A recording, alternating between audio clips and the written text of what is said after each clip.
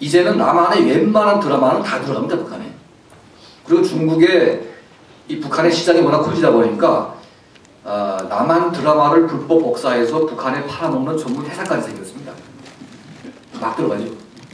그러다 보니까 이게 그 남한 드라마라는 것은 뭐 저도 봤지만 못 사는 사람 얘기는 별로 없고 다 재벌집이 다 이런 얘기 아닙니까? 그러다 보니까 자기들 북한 사람들은 뭐 전기불도 안 들어오는 이런 시커먼 방에서 남한의 이 모습이라는 건 재벌가 수준이니까 이게 남한에 대한 완전 과대망상까지 생긴 겁니다. 이 사람들이 지금.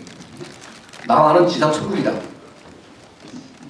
영상으로 보기 시작하면서 북한 주민들의 의식이 급변하기 시작합니다.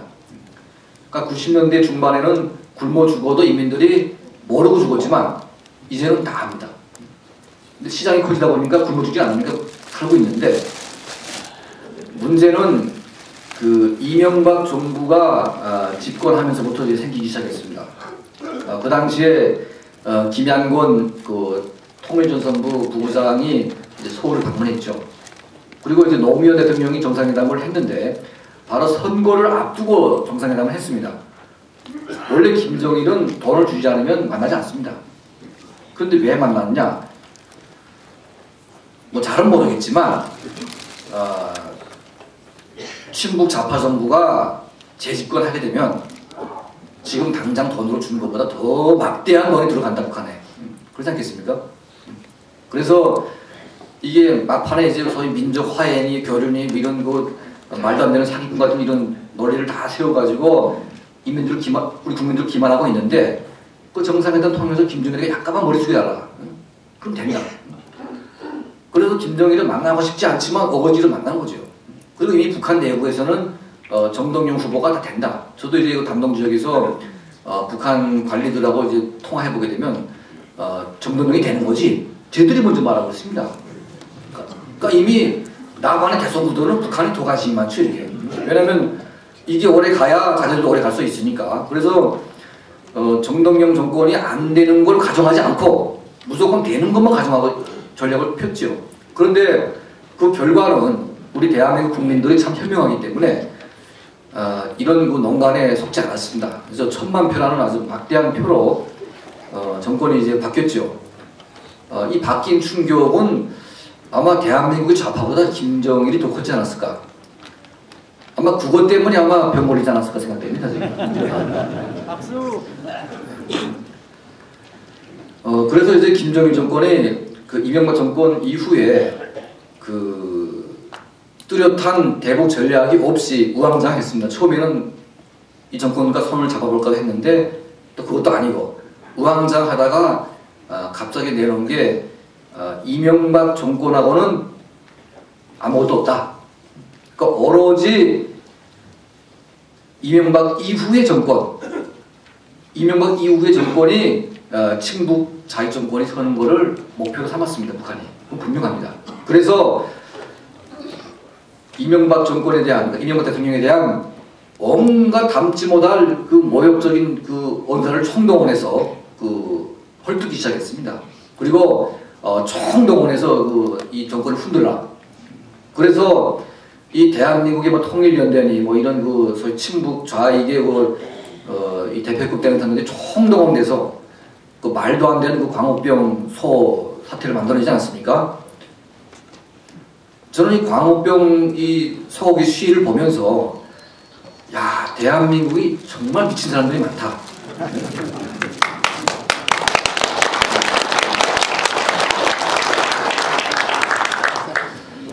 이게 북한 인민들은 이게 쥐꼬리도 못 먹어도 다 굶어 죽고 있는데 이게 멀쩡한 소고기를 안 먹겠다고 난리를 치니까 이 사람들 여독수용소에 한 달만 갖다 놓게 되면 정말 뼈가 남겨놓고 보낼 수 있는데 근데 이런 남한에서 일어나고 있는 무슨 반미 시위들 이런 폭동 비슷한 이 남동 뒤에는 반드시 북한이 있다는 것입니다. 그건 어쩔 수가 없죠. 근데 아무리 흔들어도 흔들리지가 않습니다.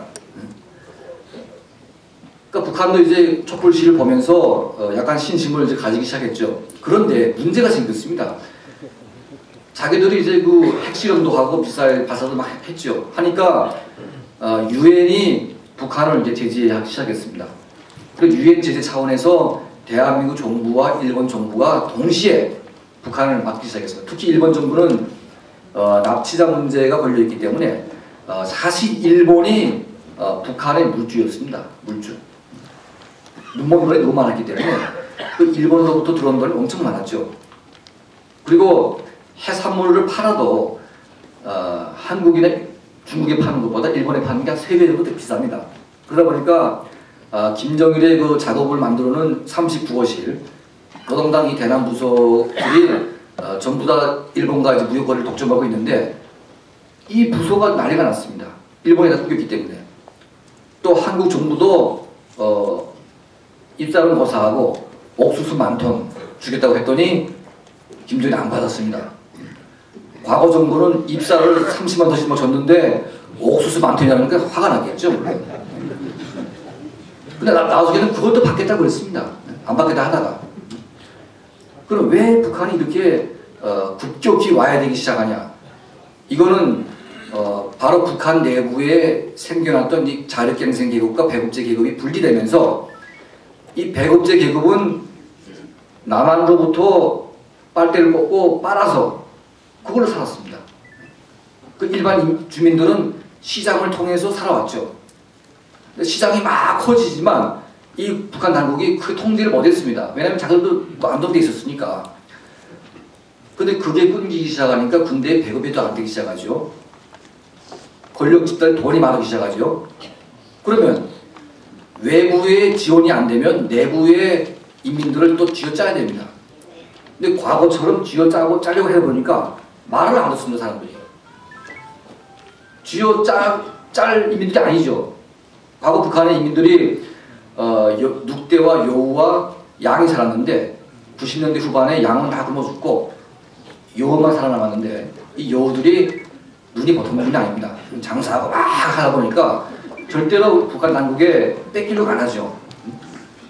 심지어 황해도의 그 순진한 농민들, 이 순진한 농민들까지도 갖다 바치게 되면 다 군대에 걷어가니까 밭에서부터 그 벼를 다 훑습니다. 훑어서 땅에다 마대다 놓고 땅 파서 묻어놓습니다. 그러니까 창고에 들어가는 식량이 없죠, 별로. 그러니까 군대가 가버리니까 가져갈 사람이 없습니다.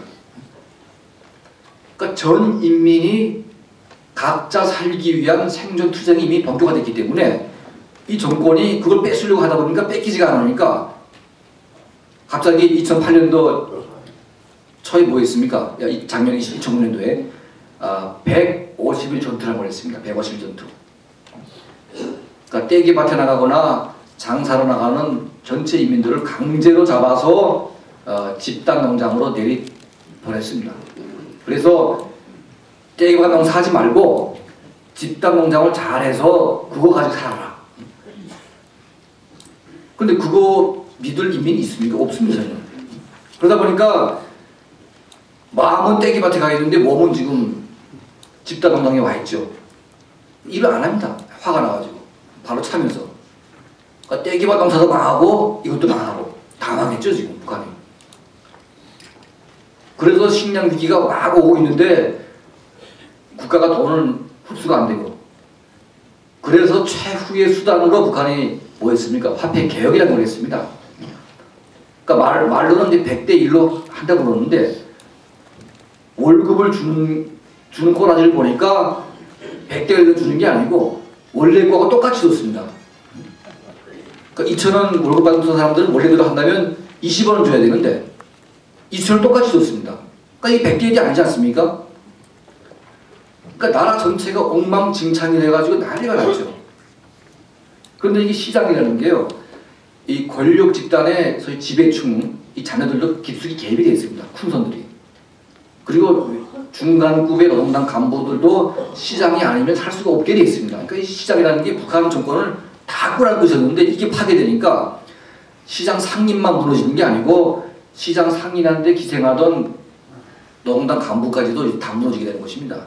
그래서 이 반발이라는 게 전 인민적으로 일어나게 됐죠. 이걸 조금만 방치하게 되면 북한이 큰일 납니다. 그래서 인민문화 궁전에서 이 김정일 정권이